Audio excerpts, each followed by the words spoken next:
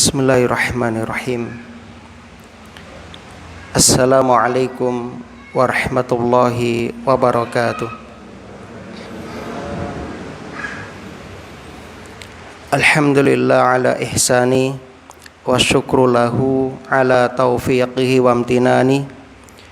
Ashhadu an la ilaha illallah wahdahu la syarika la ta'zima li sya'nih. Wa ashhadu anna Muhammadan abduhu wa rasuluhu ad-da'i ila ridwani. Allahumma salli wa sallim wa barik ala sayyidina Muhammad wa ala alihi wa ashabihi wa ikhwani. Qala Allah ta'ala fil Qur'an, a'udzu billahi minasyaitonir rajim. Ya ayyuhalladzina amanu taqullaha haqqa tuqatih wa la tamutunna illa wa antum muslimun. Wa qala ta'ala ya ayyuhalladzina amanu taqullaha wa qulu qawlan sadida yuslih lakum a'malakum wa yaghfir lakum dhunubakum wa may yuti'illaha wa rasulahu faqad faza fawzan 'azima. Amma ba'd. Kaum muslimin dan muslimah, saudara-saudariku yang mudah-mudahan senantiasa dirahmati oleh Allah di dunia hingga di akhirat. Alhamdulillah alladzi bi ni'matihi tatimmus sholihat. Segala puji bagi Allah yang dengan nikmatnya niat-niat solih hamba dapat terlaksana. Kita bersyukur kepada Allah hingga detik ini Allah masih memberikan kemudahan, memberikan kesempatan kepada kita untuk dapat menghadiri sholat maghrib secara berjamaah di salah satu rumah Allah yang mulia, di Masjid At-Taqwa Ampel. Mudah-mudahan pertemuan kita ini kelak menjadi saksi di hadapan Allah yang akan memberatkan timbangan amal kita semuanya. Amin ya rabbal alamin. Dan tak lupa kita berdoa mudah-mudahan ilmu yang kita pelajari menjadi ilmu yang bermanfaat. Allahumma anfa'na bima 'allamtana wa 'allimna ma yanfa'una wa zidna ilman. Salawat ma'assalam mudah-mudahan senantiasa tercurah limpahkan kepada Rasulullah sallallahu alaihi wasallam, keluarga, para sahabat, tabi'in dan tabi'ut tabi'in. Dan mudah-mudahan salawat bersambung kepada kita umatnya yang istiqomah, berkomitmen untuk senantiasa mengikuti ajaran beliau dengan baik hingga akhir zaman. Allahumma salli wa sallim wa barik ala nabiyyina Muhammad wa ala alihi wa ashabihi wa man tabi'ahum bi ihsanin ila yaumiddin.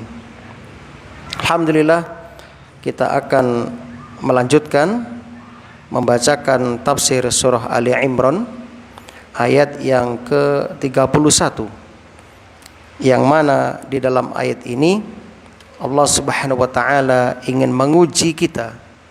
Allah ingin menguji kejujuran cinta kita kepada Allah dan Rasulnya sallallahu alaihi wasallam.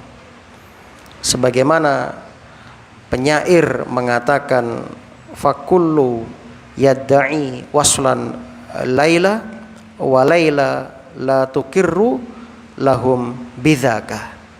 Setiap orang bisa mengklaim, setiap orang bisa mengaku bahwa dia mencintai Laila. Akan tetapi si Laila tidak pernah mengakui tentang hal itu, alias bertepuk sebelah tangan. Sehingga ulama mengatakan fasya'nu laisa an tuhibba bali sya'nu an tuhab. Yang terpenting itu bukan bagaimana engkau mencintai, tetapi yang terpenting bagaimana engkau dicintai oleh Allah Subhanahu wa ta'ala. Banyak orang mengaku cinta kepada Allah, cinta kepada Rasul, tetapi Allah dan Rasul tidak mencintai mereka. Ini yang kita khawatirkan. Maka di ayat ini Allah menguji siapa saja yang mengklaim, siapa saja yang mengaku cinta kepada Allah dan Rasulnya. Sehingga ayat ini disebut dengan ayatul mihnah atau ayatul ikhtibar, ayatul imtihan, ayat ujian, ayat untuk menguji kejujuran cinta kita kepada Allah dan Rasulnya sallallahu alaihi wasallam. Mari kita lihat ayat yang ke-31 dan 32. A'udzubillahi minasyaitonir rajim. Qul in kuntum tuhibbunallaha fattabi'uni yuhibbukumullahu wa yaghfir lakum dzunubakum wallahu ghafurur rahim. Qul, katakanlah in kuntum, jika kalian benar-benar tuhibbunallah, mencintai Allah, maka fattabi'uni, ikutilah aku. Yuhibbukumullah, niscaya Allah akan mencintaimu. Wa yaghfir lakum dzunubakum, dan Allah akan mengampuni dosa-dosamu. Wallahu ghafurur rahim, dan Allah itu Maha Pengampun lagi Maha Penyayang. Ayat 32, qul, katakanlah ya Muhammad, atiullaha, taatilah Allah, wa rasulah, dan Rasul. Fa in tawallau, maka jika kalian berpaling, fa innallaha, maka sesungguhnya Allah itu la yuhibbul kafirin, tidak mencintai orang-orang yang kafir. Kaum muslimin rahimani wa rahimakumullah, sebagaimana tadi kita singgung di awal, bahwasanya ayat ini dikenal di kalangan para ulama sebagai ayatul mihnah, ayat untuk menguji, ayat untuk mengetes seberapa besar cinta kita kepada Allah dan Rasulnya sallallahu alaihi wasallam. Sebab cinta itu bukan hanya pengakuan semata. Cinta itu membutuhkan bukti, membutuhkan bukti nyata. Naam. Begitu banyak ayat dan hadis yang menunjukkan tentang perintah agar kita mencintai Allah dan Rasulnya sallallahu alaihi wasallam. Begitu banyak, ya. Di antaranya ayat ini yang kita bahas. Kemudian ada juga ayat-ayat yang lain yang nanti akan kita temui pada kajian tafsir berikutnya. Kaum muslimin rahimani wa rahimakumullah. Begitu juga hadis-hadis. Begitu banyak hadis-hadis yang memerintahkan kita untuk mencintai Allah dan Rasulnya serta mengikuti Rasulnya. Di antaranya hadis yang diriwayatkan oleh Imam Abu Hurairah, dari sahabat Abu Hurairah, hadis yang sahih, anna Rasulullah sallallahu alaihi wasallam qala kullu ummati yadkhulunal jannata illa man aba. Setiap umatku akan masuk surga kecuali orang-orang yang enggan, orang-orang yang enggak mau. Kemudian qalu, para sahabat bertanya, ya Rasulullah, wa may ya'ba? Ya Rasulullah, siapakah mereka yang enggan, siapakah mereka yang tidak mau masuk surga? Qala, Nabi menjawab, man ata'ani dakhalal jannah wa man asani faqad aba. Barang siapa yang mentaati aku, maka dia akan masuk surga. Dan barang siapa yang mendurhakaiku, faqad aba, maka sungguh ia telah enggan. Dia telah enggan, orang yang tidak mau masuk surga. Dan masih banyak lagi hadis-hadis yang lain yang kalau kita sebutkan ini membutuhkan pembahasan khusus tentang hal ini. Yang kesimpulannya kaum muslimin dari ayat-ayat dan hadis-hadis ini, dalil-dalil ini semuanya mengerucut memberikan petunjuk yang sangat penting kepada kita secara keseluruhan. Yang pertama,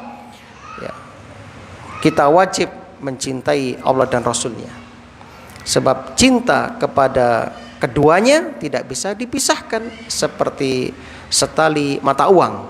Nah, kemudian yang kedua, tidak ada perbedaan antara hukum Allah dan hukum Rasulullah Sallallahu Alaihi Wasallam, karena kita nggak boleh memilih-milih dengan maksud menyelisihi. Ya, misalnya kita memilih Al-Quran lalu kita menyampingkan sunnah, nggak boleh. Kita akan menjadi ingkar sunnah. Sehingga ada aliran di Sumatera, dia mengaku sebagai aliran yang berpegang kepada sunnah, berpegang kepada Al-Quran dan tidak menggunakan sunnah. Akhirnya apa? Aliran ini lucu. Dia ketika sholat cuma berdiri saja, tidak ada takbiratul ihram, tidak ada tasyahud, tidak ada bacaan ruku dan sebagainya. Tidak ada, cuma berdiri tok. Kemudian ketika ditanya, loh Anda kalau sholat kok berdiri? Ya, karena Quran menyebutkan aqimus sholah, berdirilah mengerjakan sholat. Nah, ya sudah, dia sholatnya berdiri, selesai. Nah, ini kan lucu, ya. Padahal dalam hadis disebutkan shollu kama ra'aitumuni usolli. Sholatlah kalian seperti melihat aku sholat. Begitu juga tentang zakat. Ya, jadi mereka enggan menunaikan zakat dengan ukuran yang telah ditentukan syariat. Jadi sakarepe dhewe. Ya. Kenapa? Karena mereka tidak mengamalkan hadis. Padahal hadis itu sebagai bayan, sebagai penjelas bagi Al-Quran, penafsir bagi Al-Quran. Makanya kaum muslimin, kita nggak boleh memisahkan keduanya. Kita harus bersama-sama mengamalkan keduanya, Al-Quran dan Sunnah Nabi Sallallahu Alaihi Wasallam. Nah, kemudian pelajaran yang berikutnya dari ayat ini, tidak boleh seseorang itu mendahului Rasulullah Sallallahu Alaihi Wasallam, sebagaimana dia tidak boleh mendahului Allah. Artinya kita nggak boleh membuat sesuatu aturan di dalam masalah agama yang tidak pernah diatur oleh Allah dan Rasulnya dengan alasan ini kan baik. Nah, nggak boleh. Nah, sekedar baik belum tentu mendapatkan persetujuan dari Allah dan Rasulnya sebagai pemilik syariat. Contoh misalnya Bara' bin Azib radhiyallahu an, sahabat yang mulia, ketika Idul Adha, hari raya Idul Adha, dia berinisiatif untuk menyembelih dulu binatang kurbannya sebelum salat Id.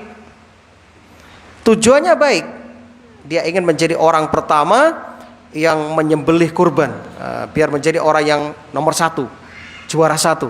Wah, aku sing dikii. Yang kedua, dia ingin setelah sholat Id mengundang Nabi dan para sahabat makan di rumahnya, menjamu Nabi. Itu tujuannya baik menurut dia.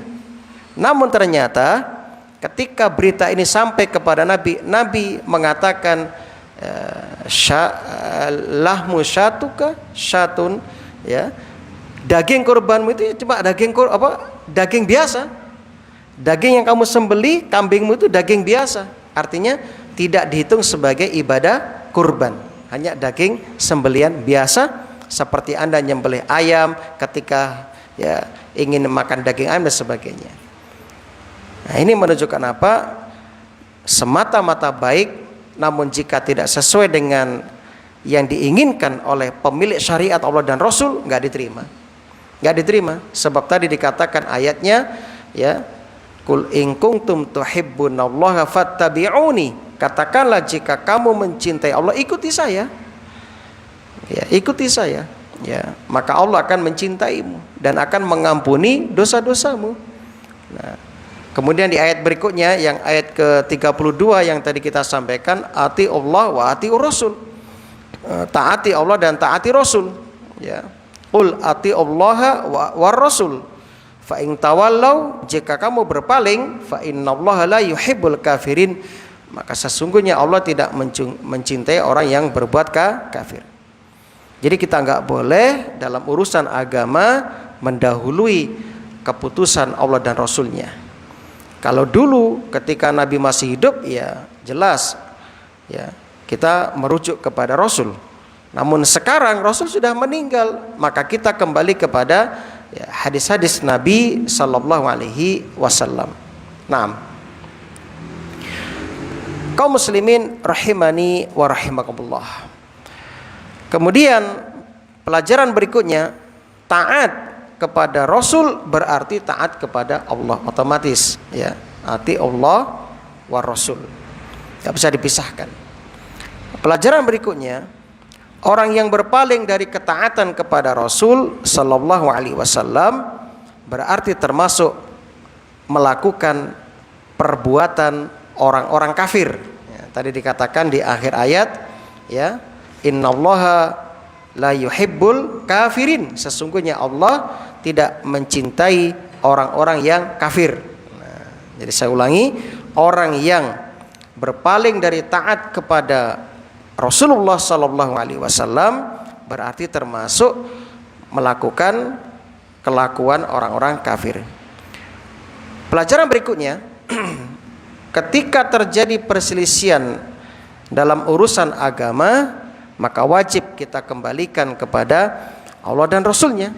Karena ada kalimat ati Allah wa Rasul, taati Allah dan taati Rasul.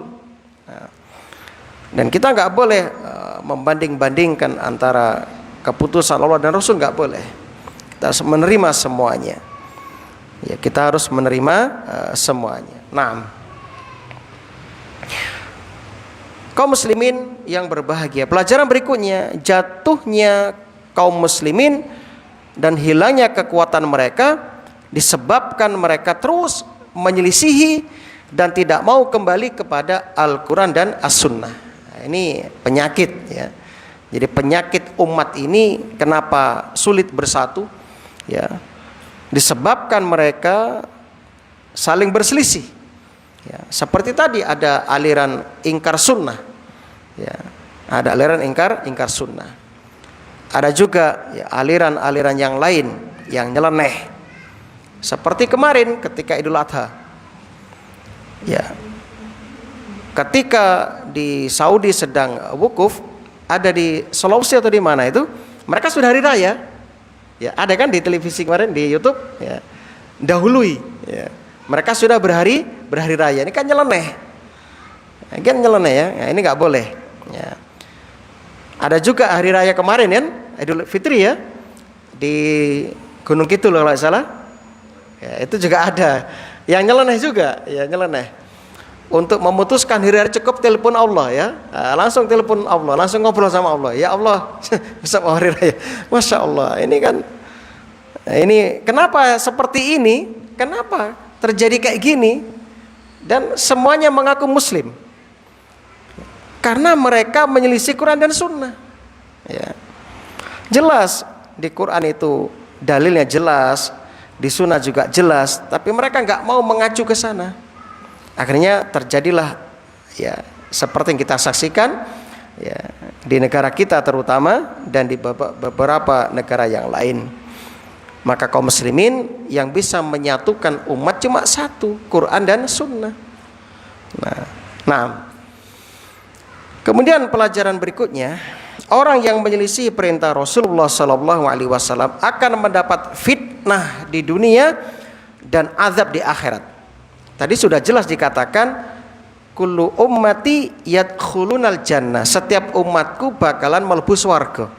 Illa man aba, kecuali orang yang enggak mau, yang enggan. Siapa yang masuk surga? Yang mentaati Rasul. Siapa yang masuk neraka? Yang enggan, yang durhaka. Maka kaum muslimin, fitnah ya, di dunia seperti yang kita saksikan. Mereka terpecah-pecah dan sebagainya ya. Dan mereka fitnah di akhirat jelas. Sebab Nabi sudah tegas mengatakan ya, antum a'lamu bi umuri dunyakum, kalian lebih paham dengan urusan dunia kalian, tapi urusan akhirat itu urusan Allah dan Rasul. Ya. Dan ingat, Rasulullah SAW tidak pernah membahas sarana. Rasul hanya membahas pokok ya, dari ibadah. Adapun urusan dunia itu sarana, seperti kita menggunakan mikrofon, kita menggunakan handphone, menggunakan ya AC, menggunakan wifi untuk kajian dan sebagainya, itu sarana. Anda haji, naik pesawat, naik kapal laut, itu sarana. Dan Rasul nggak pernah membahas itu. Rasul serahkan kepada kita sarana itu. Yang Rasul bahas adalah pokok dari ibadah itu, yaitu wukuf adalah tanggal 9 Dzulhijjah. Di mana tempatnya? Di Arafah. Adapun Anda mau datang ke tempat wukuf, mau berjalan kaki, naik onta, itu kan sarananya. Itu enggak masuk dalam pembahasan kita. Itu sebagai pendukungnya. Nah, mau naik pesawat, helikopter ke tempat wukuf silakan. Yang penting wukufnya tanggal 9 Dzulhijjah. Hari Arafahnya seperti itu. Nah, itulah kaum muslimin yang berbahagia. Sama dengan kita dakwah, menyampaikan kajian, mau menggunakan mikrofon, menggunakan alat perekam dan sebagainya, wifi, Facebook dan sebagainya, itu sebagai sarananya. Ya, jadi banyak orang salah paham di sini. Mereka mengatakan berarti ya, kalau gitu kita jatuh kepada dosa. Kenapa? Karena kita melakukan bid'ah. Sekolah bid'ah, sepeda motor bid'ah, HP bid'ah. Wallah, ini nggak paham, ya. Untuk urusan itu Rasul nggak bahas itu, ya. Nah, maka kaum muslimin tolong dipahami, ya, tolong dipahami masalah ini supaya nggak salah paham. Kita lanjutkan pelajaran berikutnya. Wajib memenuhi panggilan Rasulullah Sallallahu Alaihi Wasallam dan perintahnya, ya, karena hal ini bisa menjadikan diri kita hidup dan menjadi lebih baik, serta akan mendapatkan kebahagiaan di dunia dan di akhirat. Jadi sumber kebahagiaan itu ada di dalam Al-Quran dan As-Sunnah. Jadi siapapun yang ingin mendapatkan kehidupan yang sesungguhnya dari hati kita, ya, dan kehidupan yang sesungguhnya di akhirat kelak, ya, ikutilah Quran dan Sunnah. Ya, ketika Allah dan Rasul ya, memerintahkan kita sami'na wa ata'na, itu prinsip kita. Nah, ketika melarang ya kita jauhi. Nah, pelajaran berikutnya, taat kepada Nabi Sallallahu Alaihi Wasallam penyebab seseorang masuk surga. Tadi sudah kita sebutkan hadisnya. Pelajaran berikutnya, di antara ciri-ciri orang munafik, apabila diajak untuk berhukum kepada hukum Rasul Sallallahu Alaihi Wasallam dan kepada sunnah Rasul Sallallahu Alaihi Wasallam, mereka tidak mau, bahkan berusaha menghalang-halangi orang yang ingin kembali kepada Al-Quran. Itu ciri-ciri orang munafik. Jadi munafik itu ada munafik amali, ada munafik i'tiqad, atau istilah nifak amal dan nifak i'tiqad.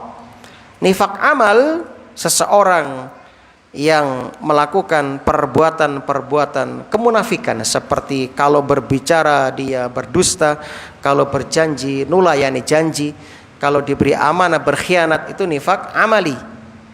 Dan ini jatuh kepada dosa besar, tidak keluar dari Islam.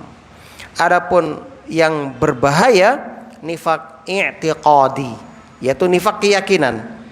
Lahirnya menampakkan keislaman, tapi batinnya membenci Islam, ya, membenci Islam, bahkan membenci Allah dan Rasulnya. Sehingga orang yang terkena nifak i'tiqadi, dia keluar dari Islam, alias dihukumi murtad. Karena dia hakikatnya orang kafir, cuma dia menampilkan, ya, keislaman. Kemudian kaum muslimin, pelajaran berikutnya, perbedaan orang munafik dengan orang beriman. Orang munafik kalau diajak kepada, ya, diseru kepada Al-Quran dan Sunnah, mereka menolak, bahkan mereka menentang. Kalau orang beriman, ketika diajak kepada Quran dan Sunnah, mereka mengatakan sami'na wa ata'na, kami mendengar dan kami mentaati. Ya, makanya orang munafik itu diantara ciri-cirinya yang nampak, ya, yaitu yang paling mudah tentang sholat berjamaah. Makanya sahabat itu niteni ciri-ciri orang munafik. Mereka itu merasakan berat sholat berjamaah pada 2 waktu. Yang pertama sholat isya, yang kedua sholat subuh. Ini 2 sholat yang paling dirasakan berat bagi orang munafik. Ya, ini paling berat bagi mereka. Itu orang munafik, ya, itu ciri-cirinya. Nah, sehingga orang munafik jenis ini nanti akan menempati keraknya neraka, intipin rokok. Innal munafiqina fidarkil asfali minan nar. Sesungguhnya orang munafik itu akan menempati keraknya neraka. Kemudian pelajaran berikutnya, setiap yang diperintahkan Rasulullah sallallahu alaihi wasallam wajib kita mengikutinya.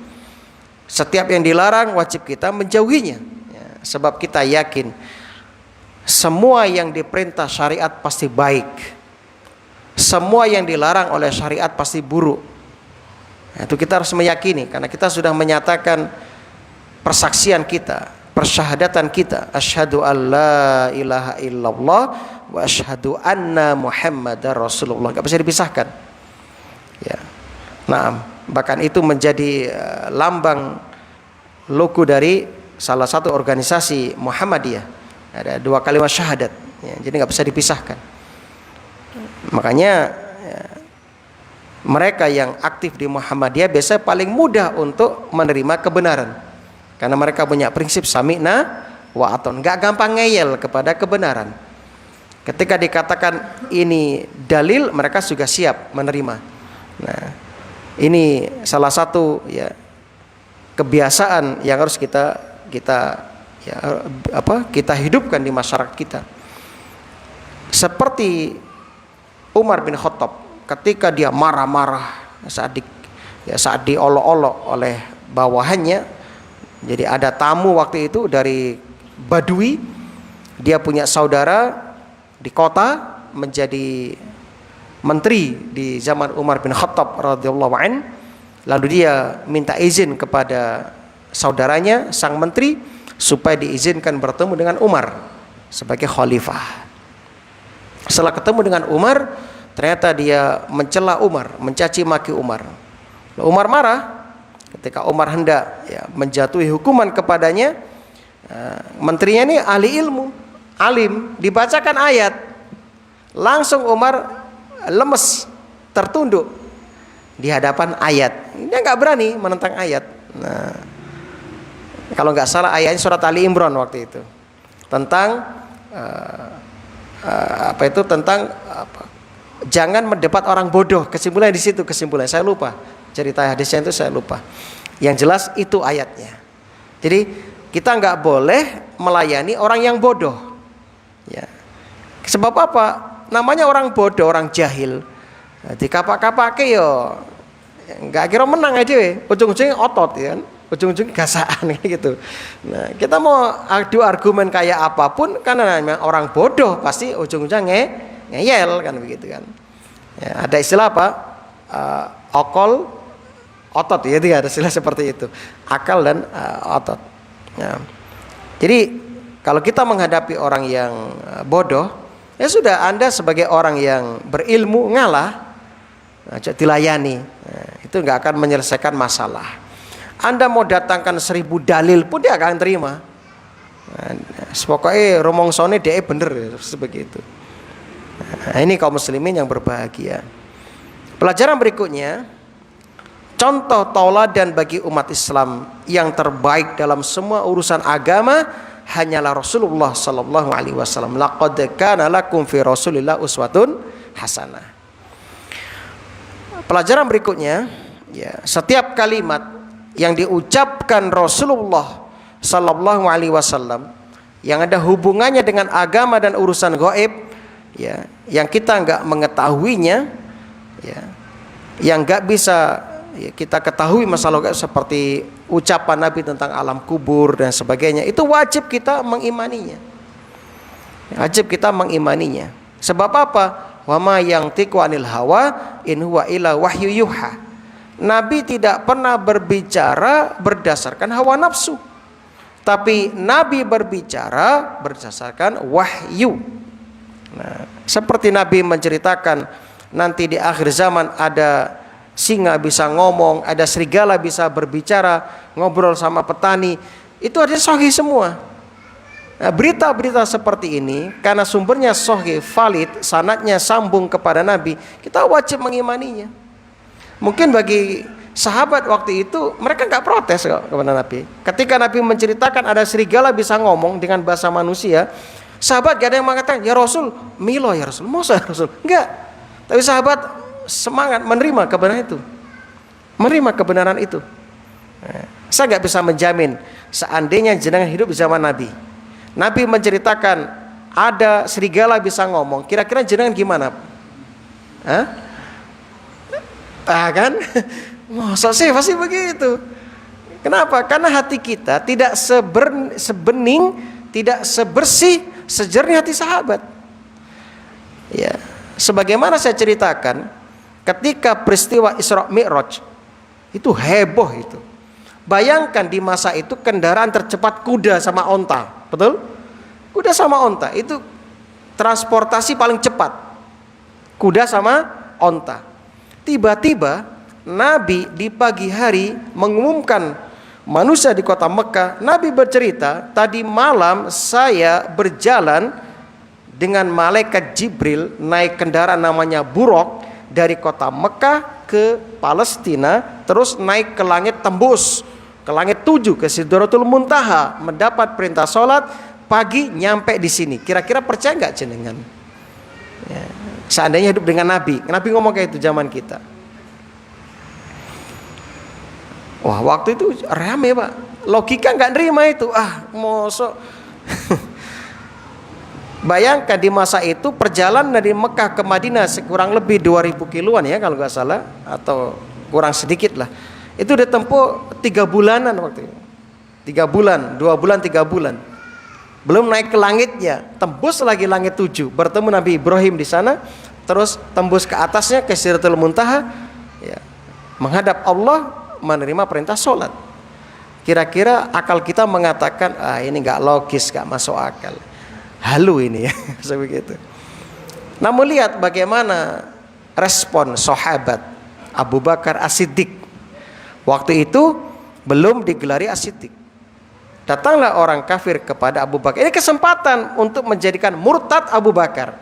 Sebab mereka tahu sahabat Nabi yang paling kuat pengaruhnya adalah Abu Bakar. Karena dia itu seorang pembesar.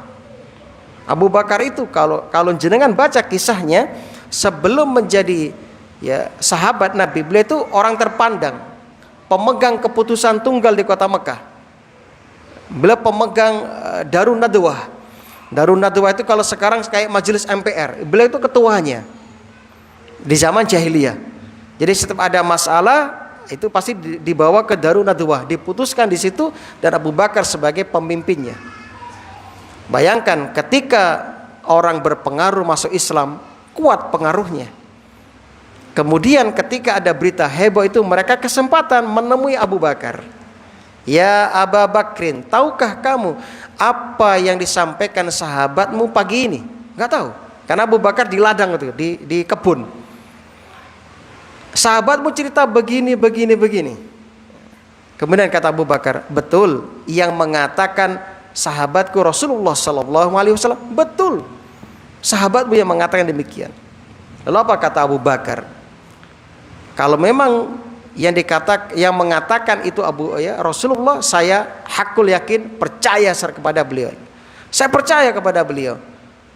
Bahkan seandainya di depan mataku tidak ada dinding, tapi Rasul mengatakan ada dinding, aku lebih percaya kepada ucapan Nabi daripada penglihatanku. Apa kata orang kafir Quraisy? Gendeng kan gitu ya. Wah, edan nih. Ternyata lebih daripada diharapkan. Sehingga beliau dijuluki dengan apa? As-Siddiq. As-Siddiq. Insyaallah. Jadi belum tentu kaum muslimin. Makanya jenengan bersyukur tidak pernah ketemu Nabi Sallallahu Alaihi Wasallam, namun jenengan menjadi orang yang beriman dan mencintai Rasulullah Sallallahu Alaihi Wasallam. Bersyukur jenengan. Dan Rasul merindukan jenengan. Ya. Nah, jadi kaum muslim yang berbahagia, saya nggak bisa bayangkan orang secerdas Abu Lahab, Abu Jahal, Al-Walid Ibnul Mughirah itu bisa menolak Nabi, memusuhi Nabi, padahal itu mendapati Nabi di hadapan mereka dengan kecerdasan mereka. Bahkan mereka mengatakan Quran itu sesuatu yang manis, lezat dan nyata, bukan karya manusia. Bahkan sering tempuk kalau malam hari ada Abu Jahal, Abu Lahab, Al-Walid bin Mughirah itu mengendap-endap mendekati rumah Nabi, rumah sahabat untuk mencuri dengar bacaan Al-Quran. Sebab mereka orang Arab, ngerti bahasa Arab, tahu keindahan bahasa Arab, sehingga mereka mendengar Quran dibacakan terhipnotis hatinya. Mereka mendengarkan itu sampai tempuk. Loh, kok begini, nyapo ngrungokno Quran podo.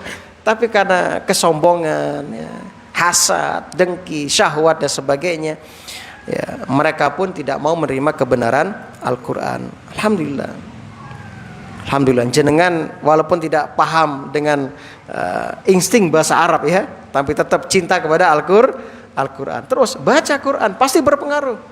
Minimal 1 huruf dapat 10 pahala minimal. Terus baca Quran sebagai bentuk cinta kita kepada Allah dan Rasulnya Sallallahu Alaihi Wasallam. Nah, pelajaran berikutnya, Al-Quran harus dijabarkan dengan as-sunnah. Ingat, Al-Quran harus dijabarkan, ditafsirkan oleh Al-Quran, oleh as-sunnah. Nggak bisa dipisahkan. Nah, sebab apa? As-sunnah dengan Al-Quran sifatnya wajib untuk kita taati, kita ikuti, sama. Keduanya sama-sama wahyu. Nah, bedanya kalau Quran itu lafadznya semuanya dari Allah. Kalau hadis itu isinya dari Allah, lafadznya dari Rasulullah Sallallahu Alaihi Wasallam. Itu bedanya. Kaum muslim yang berbahagia, pelajaran yang terakhir, kita bisa selamat dari kesesatan, dari penyimpangan, dari penyelewengan hanya dengan berpegang kepada Al-Quran dan As-Sunnah. Pasti kita akan selamat dan kita akan sampai di akhirat menghadap Allah dan akan mendapatkan balasan berupa surga dari Allah Subhanahu wa taala. Sebagaimana yang tadi dikatakan oleh Rasulullah sallallahu alaihi wasallam, kullu ummati yadkhulunal jannah illa man aba. Setiap umatku pasti masuk surga kecuali orang yang tidak mau. Kemudian siapa orang yang tidak mau, yang enggan itu, Rasul mengatakan man ata'ani dakhalal jannah wa man asani faqad aba. Barang siapa yang mentaati aku, dia akan masuk surga, dan barang siapa yang durhaka kepadaku, dia akan masuk neraka. Mudah-mudahan sedikit yang kita sampaikan, dua ayat ini bisa memberikan pencerahan dalam diri kita, sehingga menjadikan kita semakin cinta kepada Allah dan Rasul-Nya, semakin cinta kepada Al-Quran, dan semakin kuat dalam berpegang dengan keduanya sampai kita menghadap Allah Subhanahu wa ta'ala. Ingat, Rasul sebelum wafat pernah berwasiat kepada kita, taraktu fikum amrain, aku tinggalkan untuk kalian dua perkara yang jika kalian berpegang dengan keduanya, kalian tidak akan pernah tersesat untuk selama-lamanya. Dua perkara itu adalah Al-Quran dan As-Sunnah. Subhanakallahumma wa bihamdik, asyhadu an la ilaha illa anta, astaghfiruka wa atubu ilaik. Assalamualaikum warahmatullahi wabarakatuh.